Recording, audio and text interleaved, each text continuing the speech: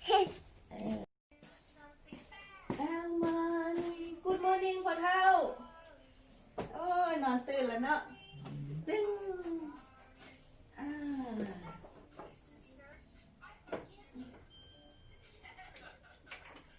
ใส่เบลกันเด้อ Good morning เอาคำพู Good morning ไอ้ยัง พับบอลบ่เห็นบอล โอ้พับบอลงามเว้ย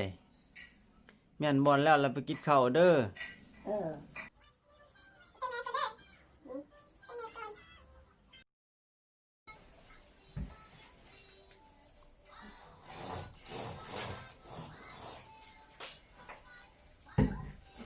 โอ้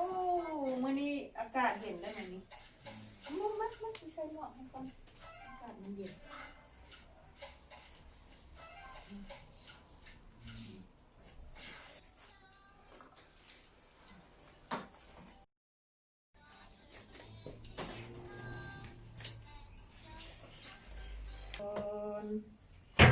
ฟังเพลงยังสาวเบิ่งเกินบอกเพลงยัง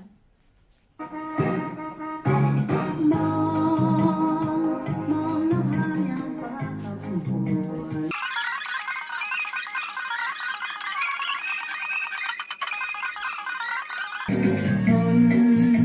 ยังจะอีกน้อยนึงเนาะก่อนกันเด้อ1 2 3โอ้เก่งมาก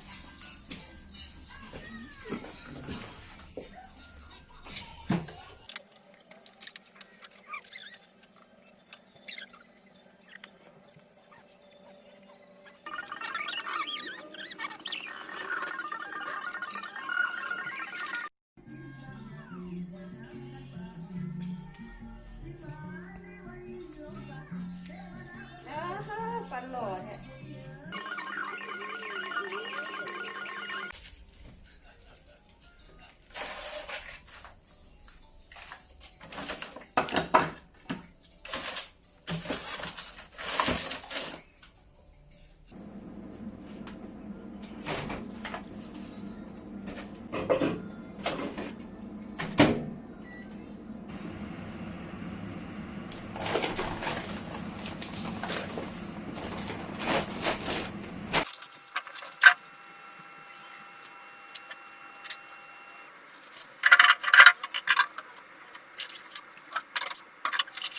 จะได้ค่าชี้แจง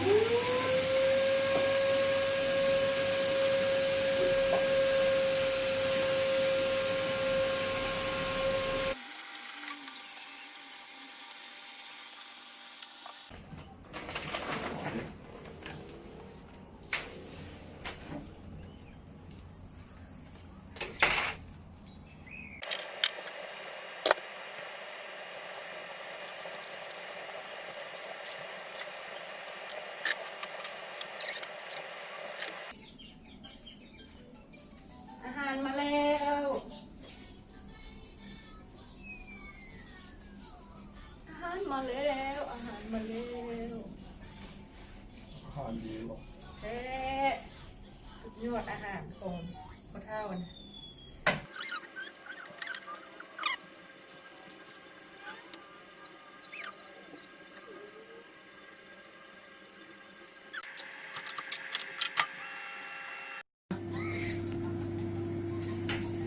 อาภู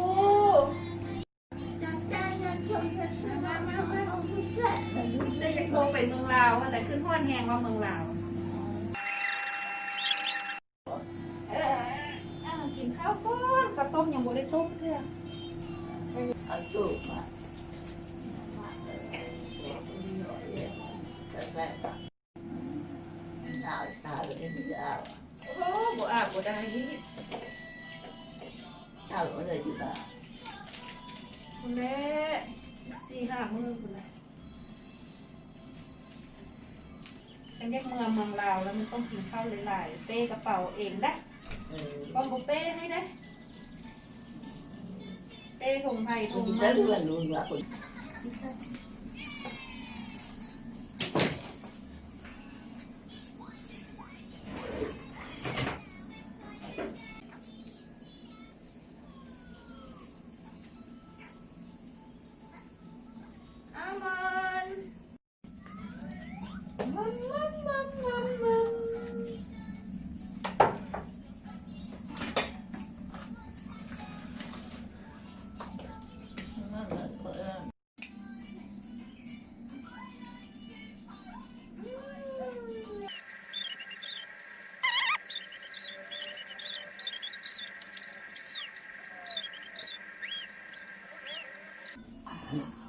ยาคน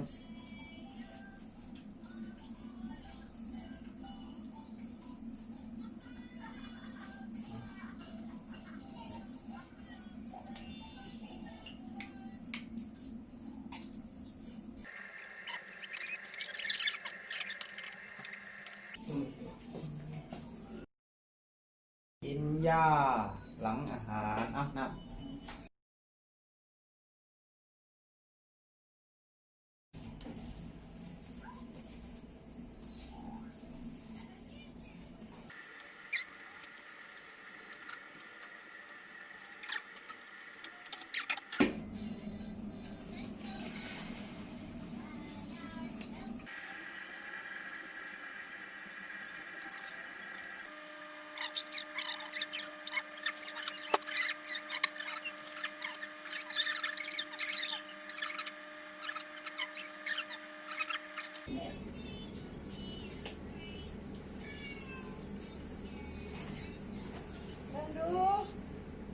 เบิ่งดูแนปปี้นี่เต็มบ่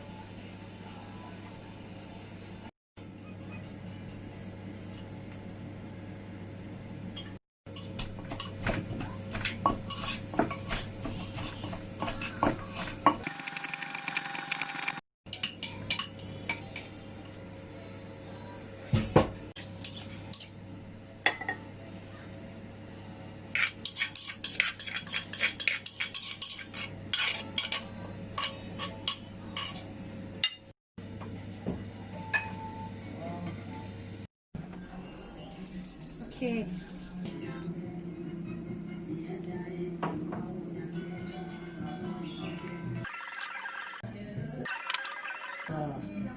พอกินแล้ว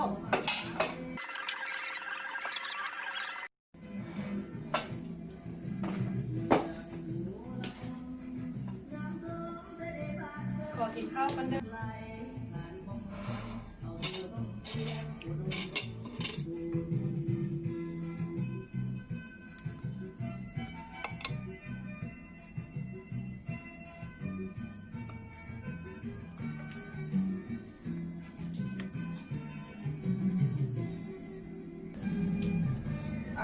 เช้าเมื่อยข้าวกำยังแต่แซ่บแท้ไอ้มือกล่องกินน้ำแน่หิวพี่น้องมาเด้อกินข้าวเช้าเป็นข้าวบ่ายพี่น้องจังซี่แหละมีหยังแน่ตำบักหุ่งใส่กุ้งปิ้งไก่เช้าเมื่อยพี่น้องมาเด้อ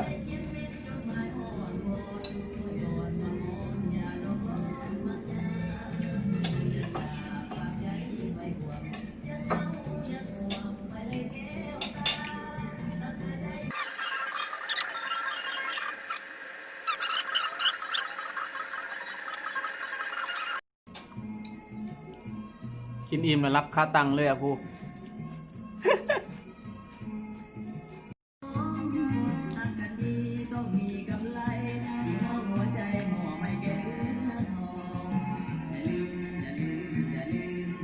โอ้นอนฟังเพลงสบายกินข้าวอิ่มแล้ว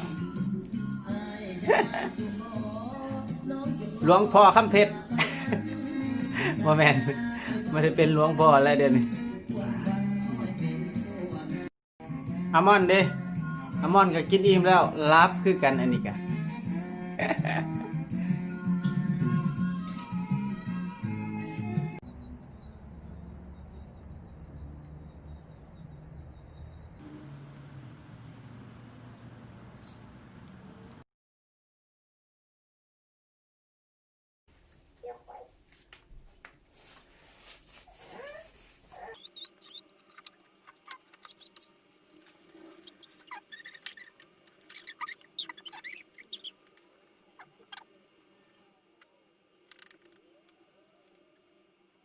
อาหารมาแล้วคำพูเอ้ยอาหารแดงมาแล้วมาเอามือขึ้นมาไว้ไม่ใส่นิ้วมือหันโอ้ยนิ้วมืออันงามๆไม่ใส่ กินเสือกินคนนี้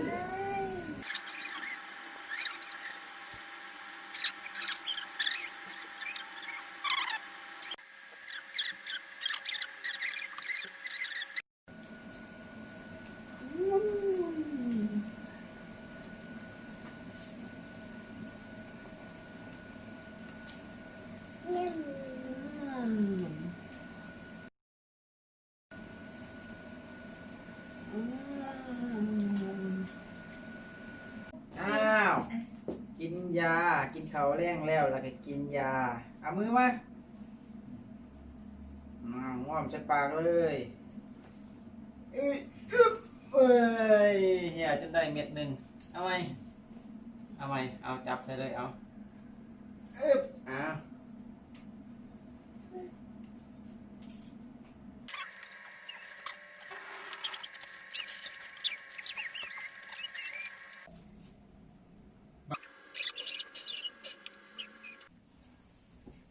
เราก็ไปว่ามา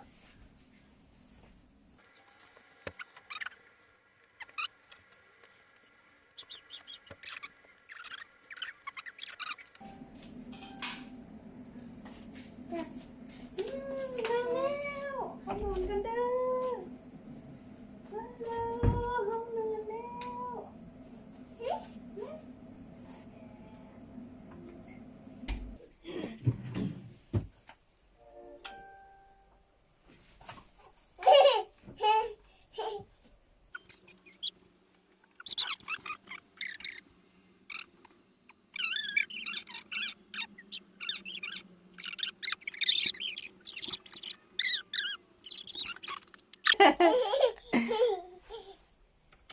เลิกแล้วนอน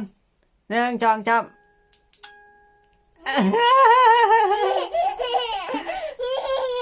บางคนสินอน Good night เอาสินอนหรือสิไปช้อปปิ้งนี่ฮะสินอนหรือสิไปช้อปปิ้งลูกฮะเลือกเลยดิ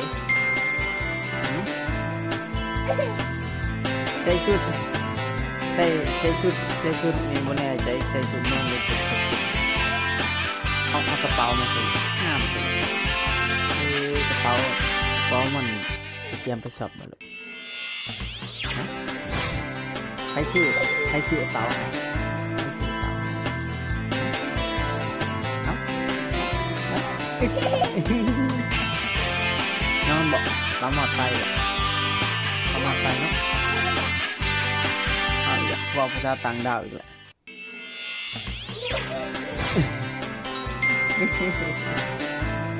ประตูมัน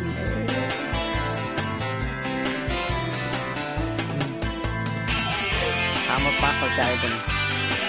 ฮะถามมัมดูมัมเข้าใจบ่มัมเฮ็ดหยังฮะฮะถามหมดไฟดู